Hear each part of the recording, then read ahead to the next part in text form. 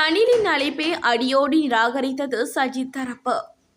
தேசத்தை பாதுகாப்பதற்கு தமது ஆதரவை வழங்கினால் சஜித் அணியினரின் ஐக்கிய தேசிய கட்சியின் உறுப்புரிமையை மீள இணைத்துக் கொள்வதாக அதிபர் ரணில் விக்ரமசிங்க விடுத்த கோரிக்கையை ஐக்கிய மக்கள் சக்தியின் தலைவரும் எதிர்க்கட்சி தலைவர் சஜித் பிரேமதாச மற்றும் ஏனையவர்கள் அடியோடு நிராகரித்துள்ளனர். இதனை ஐக்கிய மக்கள் சக்தியின் நாடாளுமன்ற உறுப்பினர் எம் மரிகார் மற்றும் கட்சியின் பிரசார முகாமையாளர் சுஜீவ சேனசிங்க ஆகியோர் செவ்வாய்க்கிழமை தெரிவித்தனர்.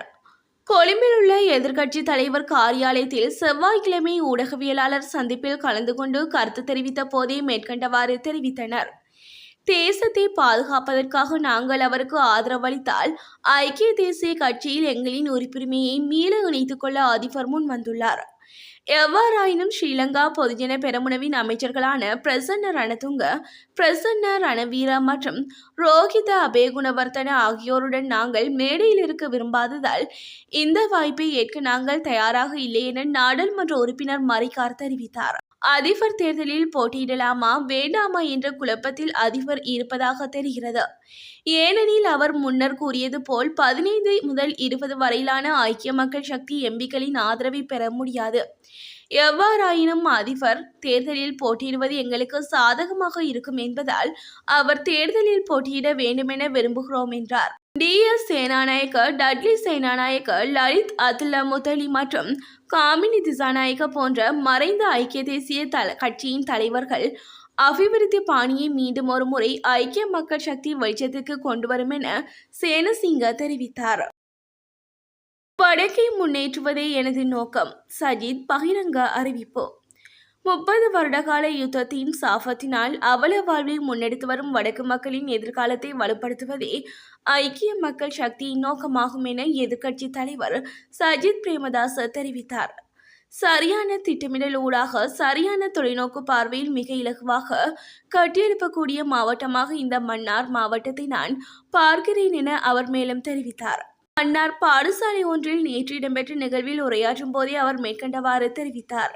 மேலும் மன்னாரில் 5 பிரதேச செயலக பிரிவுகள், 153 கிராம அலுவலர் பிரிவுகள் மற்றும் 382 கிராமங்கள், குக்கிராமங்கள் காணப்படுகின்றன.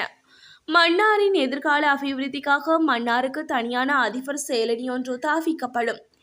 இந்த அதிபர் செயலணி ஊடாக 5 பிரதேச செயலகத்திலும் 5 பெறுமதியான அபிவிருத்தி திட்டங்களை முன்னெடுப்பேன்.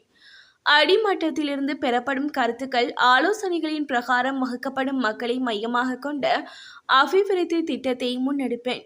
இதனூடாக மீன்பிடி, சுற்றுலா, கைத்தொழில், விவசாயம், வர்த்தகத்தை பலப்படுத்த நடவடிக்கை எடுப்பேன். இவர்களை இணைத்துக் கொண்டு மன்னார் மாவட்டத்தை கட்டியெழுப்புவோம். யுத்தத்தினால் பாதிக்கப்பட்ட மன்னார் மாவட்டத்தின் பாடசாலைகள் மற்றும் பாடசாலை மாணவர்களுக்கு பிரபஞ்சம் நிகழ்ச்சி திட்டத்தின் ஊடாக சேவையாற்ற முடிந்தமை குறித்து மகிழ்ச்சி அடைகிறேன்.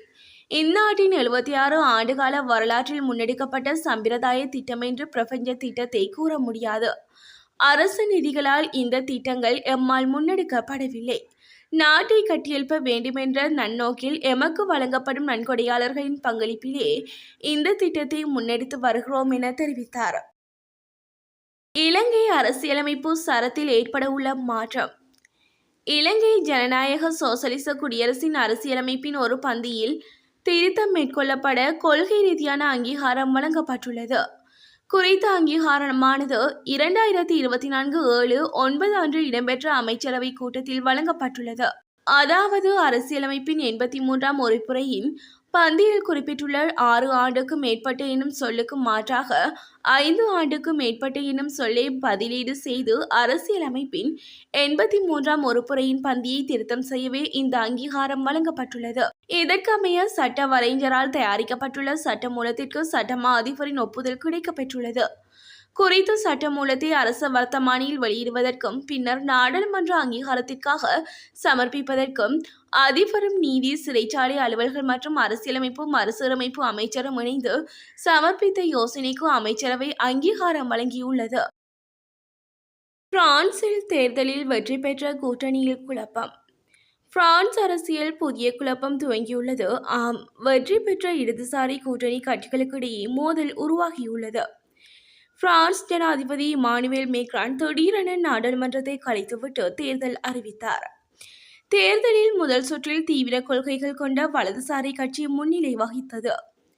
உடனடியாக அக்கட்சியை ஆட்சிக்கு வரவிடாமல் மற்ற கட்சிகள் இணைந்து தீட்டிய தீட்டத்தால் இரண்டாவது சுற்று தேர்தலில் வலதுசாரி கட்சி 3ஆம் இடத்திற்கு தள்ளப்பட்டது.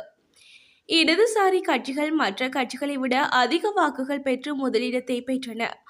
ஆனால் எந்த கட்சிக்கும் தனி பெரும்பான்மை கிடைக்கவில்லை. ஆகவே ஆட்சி அமைப்பதற்காக இடதுசாரிகள் இணைந்து புதிதாக நியூ பாப்புலர் ஃப்ரண்ட் எனும் கூட்டணியை உருவாக்கினார்கள்.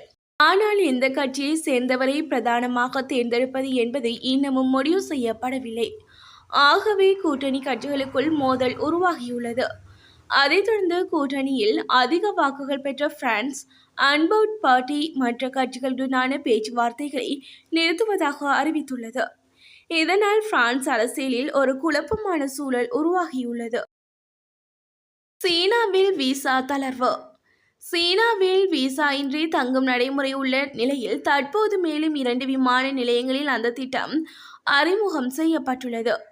சீனாவில் 144 மணி நேரம், அதாவது 6 நாட்கள் வரை விசா இன்றி தங்கிக் கொள்ளலாம். அதன்படி ஏனைய நாடுகளுக்கு செல்லும் பயணிகள் இந்த கால அவகாசத்தை பயன்படுத்தி சீனாவை சுற்றி பார்க்க முடியும். இதன் மூலம் சீனாவிற்கு வருமானமும் அதிகரிக்கும். சீனாவின் இந்த நடைமுறை மூலம் அமெரிக்கா, கனடா, இங்கிலாந்து உள்ளிட்ட 54 நாடுகளை சேர்ந்த பயணிகள் பயன்பெற்று வருகின்றனர். இந்த நிலையில் தற்போது ஹெனான் மாகாணம் செங்சு சின்செங் விமான நிலையம், யுனான் மாகாணம் லிஜாங் விமான நிலையம் மற்றும் அங்குள்ள துறைமுகத்திலும் இந்த விசா தளர்வு நடைமுறை விரைவுபடுத்தப்பட்டுள்ளது. இதன் மூலம் விசா தளர்வு அளிக்கப்பட்டுள்ள விமான நிலையம் மற்றும் துறைமுகங்களின் எண்ணிக்கை 37ஆக உயர்ந்துள்ளது. தலைமை பதவியிலிருந்து விலகினார் வாசுதேவ நாணயக்கார. ஜனநாயக இடதுசாரி முன்னணியின் தலைவர் பதவியிலிருந்து நாடாளுமன்ற உறுப்பினர் வாசுதேவ நாணயக்கார தற்காலிகமாக விலகியுள்ளதாக தகவல்கள் வெளியாகியுள்ளன. சுகையினம் காரணமாக அவர் தலைவர் பதவியிலிருந்து தற்காலிகமாக விலகியுள்ளதாக கூறப்படுகிறது. இந்த நிலையில் ஜனநாயக இடதுசாரி முன்னணியின் புதிய தலைவராக முன்னாள் நாடாளுமன்ற உறுப்பினர் நிரோஷன் பிரேமரத்ன நியமிக்கப்பட்டார். இதற்கான உத்தியோகபூர்வ நியமனம் இன்று பிற்பகல் 2 மணிக்கு பத்திரமுல்லையில் உள்ள அபேகம வளாகத்தில் நடைபெறவுள்ளதாக அறிவிக்கப்பட்டுள்ளது. மேலும் கட்சியின் பணிகளை சிறந்த முறையில் முன்னெடுக்க வேண்டியதன் காரணமாக முன்னாள் நாடாளுமன்ற உறுப்பினர் நிரோஷன் பிரேமரத்னவை தலைமை பதவியில் அமர்த்துவதாக கட்சியின் பிரதி செயலாளர் JDV திலகசிறி தெரிவித்தார்.